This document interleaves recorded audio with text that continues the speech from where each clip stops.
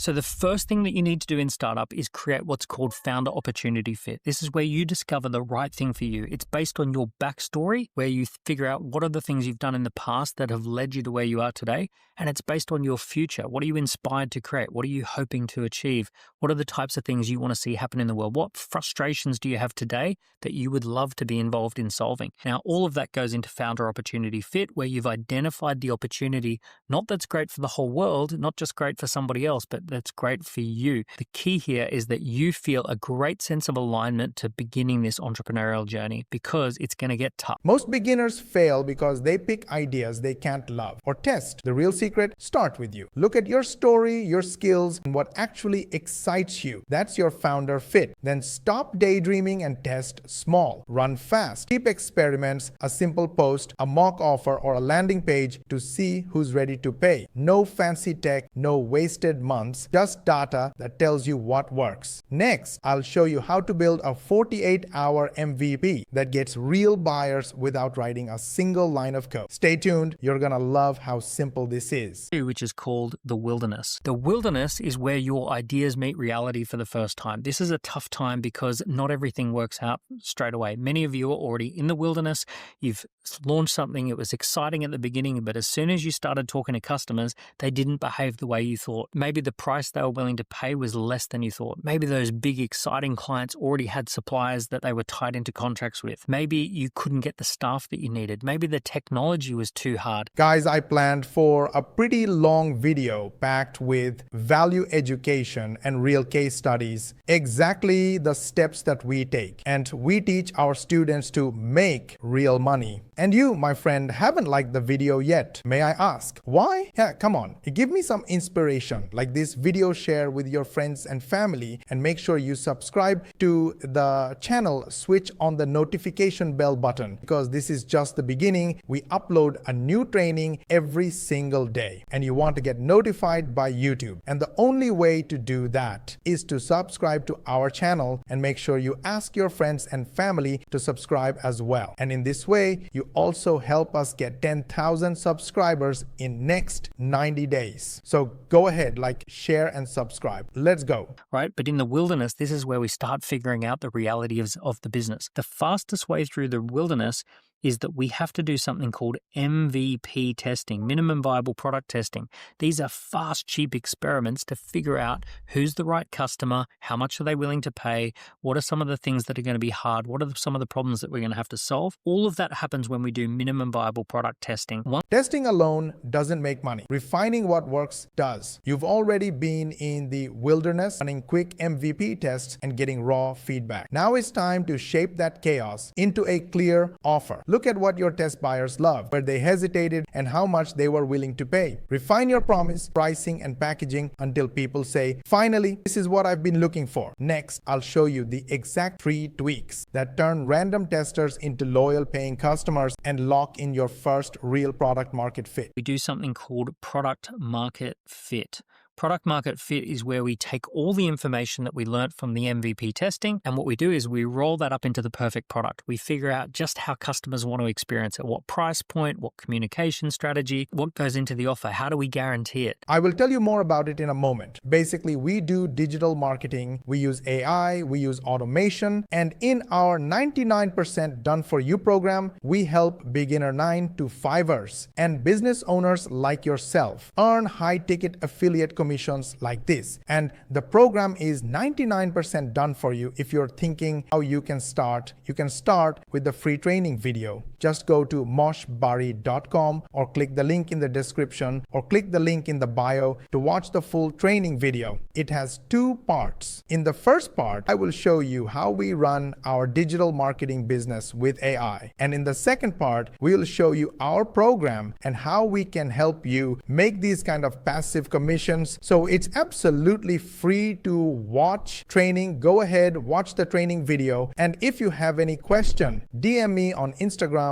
I'll be more than happy to answer all your questions. Do we have pricing plans? All of that is covered in product market fit. It's basically where you come up with your winning offer that your customers respond well to. Once your offer clicks, it's time to stop hustling solo and start thinking like a CEO. You found your product market fit. Now your next job is to build a small small dream team, 4 to 12 people who help you scale without losing your mind. Use systems, software, and your personal brand. Multiply yourself. This is where you trade burnout for balance and income for impact. Next, I'll show you how to turn that mini team into a lifestyle business that brings freedom and profit at the same time. Next phase is typically where you've got a little bit of a team. This is where you're going to build a team that has between 4 and 12 people, the 4 to 12 person boutique. Now, in this phase, there are two categories. Category one is called a struggling boutique. A struggling boutique is where this just doesn't have the unit economics that you thought it did. You try as hard as you possibly can, but you just cannot seem to get this thing to make money. It's normally the case that you're doing something very commoditized. You don't have a key person of influence. You don't have a brand. You're not reaching people through digital. You're not scaling through software. You're not using social media. You're not building a big enough brand. And as a result, you end up as a struggling boutique. Think restaurant, cafe, hair salon that doesn't have a key person of influence involved. Unfortunately, it's just paying wages, and if anything goes wrong, that business is going to be in serious trouble. So that's a struggling boutique. Most businesses, that's where they end up. But just on top of that is what we call the lifestyle business or the lifestyle boutique. Now, a lifestyle boutique has 4 to 12 people, but it's making lots of money. This is a business that can pay everybody a healthy wage and a profit on top. This is a business that is not geographically pinned down. You don't have to turn up to any particular location at any particular time in order for this business to work. It's typically online marketing and online delivery. It's a business that leverages software and social media. It definitely is a business that has a key person of influence. The founder of this business, probably you, has built a personal brand. They've got people who know who they are. Their names come up in conversation. They get more done because of that personal brand. In many cases, the founder of a lifestyle boutique has written a book. They have a social media profile. They speak on stages around the world. They have maybe a YouTube channel. All of those things are fueling people to discover the lifestyle business and buy from the lifestyle business. Now, this is just awesome. The reason that we like this business is because at 4 to 12 people, it's self-organizing. You can run this business in a WhatsApp group. You can use Zoom. You can use off-the-shelf software. It's an easy business to run. It's fun to run. And because you can keep low overheads, you can charge a reasonable price and still make a really healthy profit. You don't have offices, you don't have bureaucracy, and all of that just goes straight to the bottom line.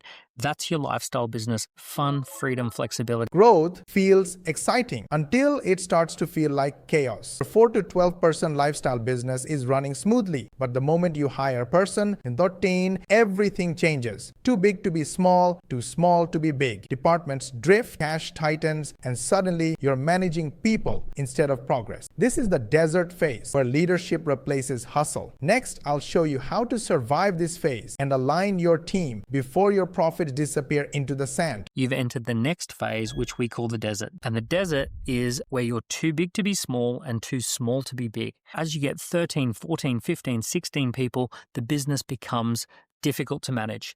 What you're going to discover is the sales people are making decisions on their own, the marketing team are doing things, the operations team, they're doing their thing, the product and the customer success people, they're doing their thing. No one's talking to each other, and all of a sudden it's a big mess. It's pulling in all directions. It's not aligned. It becomes poorly managed. So what do you need to do? You're going to have to hire an executive team. You're going to have managers and leaders who start syncing this up and turning it into a proper business. However, you're too small to afford those people. If you hire them, all the profit's going to disappear. So you get stuck and you think maybe we should go back to being a small business. Maybe we should push on to being a big business.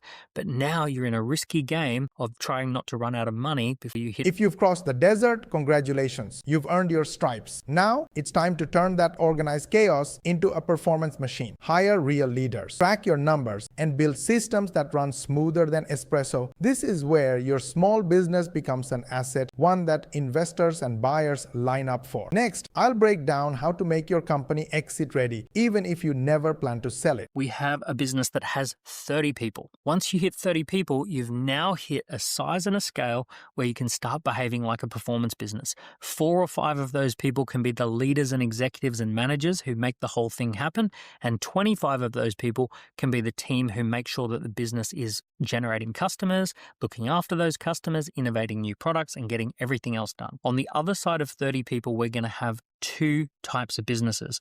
We're going to have what's called a factory, and this is a business that has lots of people, but it doesn't make much profit. And we're going to have a performance business. This is typically a business that has 30 plus people, but it's really profitable. It's got a dynamic executive team. It's developing unique intellectual property assets. It's scaling through software. It's utilizing AI. This is a business that bigger companies are calling disruptive. People are getting worried that this business is going to take over the industry. They're really up to something. They punch well above their weight. People can't believe that it's only 30, 40, 50 people. They think that it must be 200, 300, 400 people because of just how powerfully they're showing up. This performance business attracts the attention of a bigger company that wants to buy it.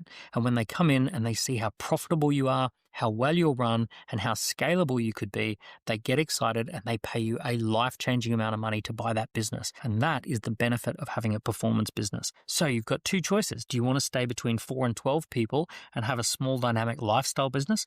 Or do you want to cross the desert and get 30 plus people and have a performance business that could be sold for a lot of money? Now, does that mean that your boutique lifestyle business could never be acquired? Well, the truth is probably not, and probably not the way that you would think it would be. It can be acquired, but it's going to be what's called a long-term earn-out. See, the problem is that with a lifestyle business where you're the face of it, you're the key person of influence, and it's only a small team of 4 to 12 people, it's what's called founder dependent. And that founder dependency means that if you leave, half the team are probably going to want to leave with you. Now, what you can do to get around this, if you sell your small lifestyle business, not that you'd want to because it's doing so well, you could sell the business on a 3-year earn-out where you continue to be the face of the business. But the truth is, most people who get close to the deal-making table on that sort of a deal, they end up deciding to keep the business because it's giving them so much value and they don't want the headache of dealing with the acquirer. So it just doesn't seem to ever be worth it to sell that business. Even though you could sell it on a particular type of deal, it often seems better off just holding it and having fun. Does this mean that a performance business is not a lifestyle business? Absolutely not. Once you hit performance, you can have a lot of fun with that business. It's often the case that the people who build performance businesses really geek out on business. They love looking at executive dashboards. They love being part of high performance meetings, offsites and retreats where the whole team gets together and comes up with a new innovative approach. It's often the case that someone who has a lifestyle business, the majority of their focus is what they do for the customer as opposed to business itself. And for a performance business, there is a massive love of business as a craft as well as what you do for the customer. So the performance business people, they read a lot of business books, they read up on a lot of management theory, and they also read up on the topic that relates to the industry that they're in. We talked about MVP, product market fit. In entrepreneur speak, a lifestyle business is focused on what we call go-to-market, which is cranking the handle and making sales. A performance business is focused on scalability. And then finally, that business is then focused on exit. Every entrepreneur dreams of freedom, but real freedom starts with an exit plan. At this stage, your company runs on systems, not sweat. You've got dashboards, executives, recurring revenue, and momentum. Now, it's time to build your exit campaign, packaging your business so buyers see its true value. It's not just selling, it's cashing in on years of smart scaling. Whether you like this video or not, really hit the like button. You know why? Because I gave you the exact training for free that our paid members get. This video is going to be in the members area for the paid members, and you got it for free. So yes, don't you think I deserve a like? Go ahead, like it, share with your friends and family, subscribe to our channel if you haven't yet. Make sure you switch on the notification bell button, and of course, ask your friends and family to subscribe and switch on the notification bell button. It's very important for us because we have a goal of getting 10,000 subscribers in next 3 months. And the only way we can do that is when you hit the subscribe button. Go ahead, do it. And for more money techniques, watch these videos, and we will see you on the next one.